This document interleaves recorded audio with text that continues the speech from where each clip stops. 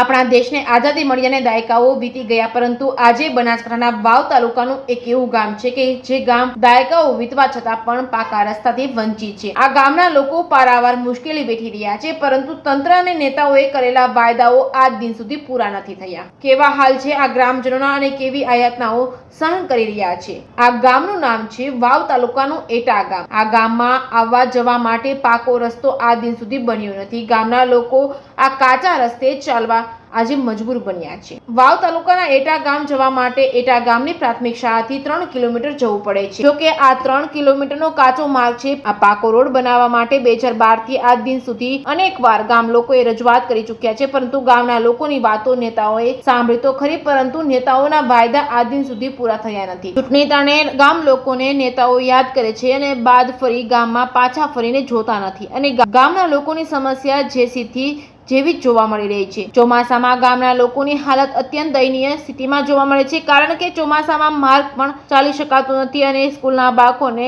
ટ્રેક્ટરમાં બેસાડીને શાળા સુધી ગામ લોકો મૂકવા તેમજ લેવા માટે આવે છે અને આ ગામમાં જો કોઈ અકસ્માત કે બીમાર પડે તો 108 પણ ગામમાં જઈ શકતી નથી તેવી પરિસ્થિતિ સર્જાય છે। જો કે આવી દયનીય સ્થિતિમાં જીવતા લોકોની વેદના આ દિન સુધી તંત્ર સમજીને તેના નિરાકરણ માટે કોઈ પગલાં લીધા નથી। એક તરફ દેશ ચાંદ અને મંગળ ગ્રહ પર પોતાની સફળતાના શિખરો સર કરી રહ્યો છે। દેશમાં મેટ્રો ટ્રેનના પ્લાન બની રહ્યા છે, પરંતુ આઝાદીના આટલા દાયકાઓ વીતવા છતાં આ દિન સુધી આ ગામમાં પાકો માર્ગ બનાસકાંઠા તંત્ર કરી શક્યું નથી।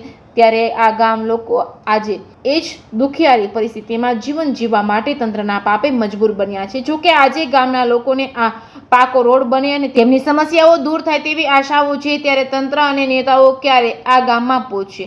નેતાઓએ કરેલા વાયદાઓ અને તંત્ર સમક્ષ કરેલી રજૂઆતો પૂરી થાય તેવું જોવું રહ્યું। જેકેએસ ન્યૂઝ ગુજરાતી સાથે કિરણ ઠાકોર, ભાભર।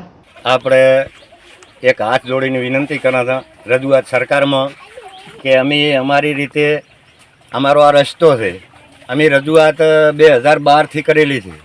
અમારા ગામમાં હાથી સરપંચ હતા મોરવાડિયા, અહીં બાબો મહારાજ હતા, એમના લેટર પેડ પણ અમે આપેલા છે। એના પછી અમારે શાળા છે, રામનગર શાળા, આંગણવાડી છે, એના માટે અમે આ રસ્તા સારું વારવાર રજૂઆત કરેલી છે। આ બધા તમામ ભાઈઓ અમારા ભેગા છે। આવડા બચ્ચાને અમારે અહીં 2 કિલોમીટર રોડ ઉપર શાળાએ મૂકવા જવા પડે છે, એટલે અહીં બાઇક હેડવાનો કોઈ રસ્તો નથી। ટ્રેક્ટર લઈ આ પડ્યું, પાછળ ટ્રેક્ટર પડ્યું છે, ટ્રેક્ટરમાં બાળક બેહારી મેલા આ અમારા ભેડા ભરેલા પડ્યા છે। વારવાર રજૂઆત કરેલી છે। અમારે હમણાં મેં ચાલુ હતો રાતનો એક પ્રશ્ન એવો હતો કે ડિલિવરી પ્રશ્ન તો આપણે સૌ જાણા હતા, સરકારે જાણે છે ને આપણે બધા જાણા હતા, એટલે એ પ્રશ્નમાં અમે 108ને ફોન કર્યો તો પણ એ અહીં 108 તો કંઈ આવા ગારામાં કે ભેડામાં બાપુ આવે નહીં। એમણે અહીંથી લોકો હાથે ખવા ઉપર લઈ જઈ ભેડા હુંહરા નહેરી રાતે રોડે મેચ્યા 2 કિલોમીટર એમને દવાખાને લઈ જાય। એટલે વારવાર વિનંતી અમે સરકારને કરેલી છે। એટલે અમારી જો રાડ સાંભળતા હોય તો આરી રાડ રસ્તાનું અમારું અમે વારવાર આપેલું છે, પણ આ રસ્તો અમારો કંઈ થતો નથી કે કોઈ સાંભળે છે કે નથી સાંભળતું કે એ કાંઈ અમારી રજૂઆત કોઈ વારવાર આપણે બધીને કરેલી છે। અને આખો વિસ્તાર અમારે એટા અને લાલપુરા અહીં 100 ઘર છે અમારા, એક 100 ઘર છે। 100 ઘરમાં અમે 2 પેટા વર્ગ છે, અમારે આંગણવાડી ચાલુ છે, રામનગર શાળા ચાલુ છે, એની રજૂઆત કરેલી છે। આનંદ પ્રકાશ શાળા અમારે રોડે છે, અહીં 2 કિલોમીટર આ બચ્ચા નાના છે। આ નાના બચ્ચાને તમે અંદર જોઈ લો, આ પાણીમાં કેવા ભાઈ આ ઊભા છે અને આ રસ્તો કેવો છે।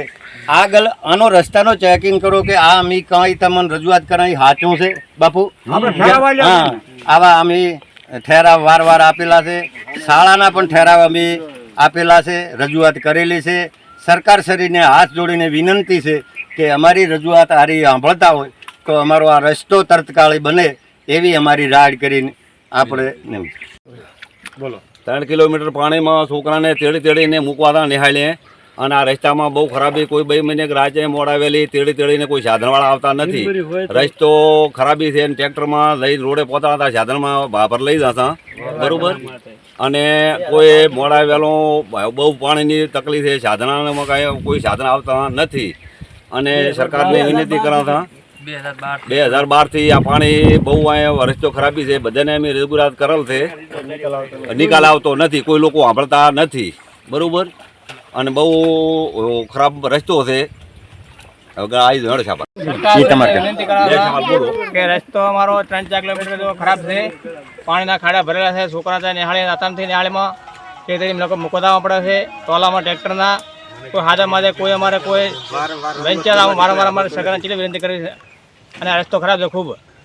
એટલે હવે અમારે તમારા આગળ એમ છે કે કાંક કરીને આટલો રસ્તો સુધારો. હા, અશુભાનું ડિલિવરી કોઈ પર્સિંગ હોય કોઈ માદા હાથ હોય તો અમારે ત્યાં લઈને અશુભાન થવાનું રાતનો વગર રોડે. એટલે સરકારશ્રીને વિનંતી કર્યા હતા કે આટલો અમે રસ્તો 4 કિલોમીટર બનાવીએ. રામનગર શાળા છે એટલે આનંદ પ્રકાશ બાપુથી.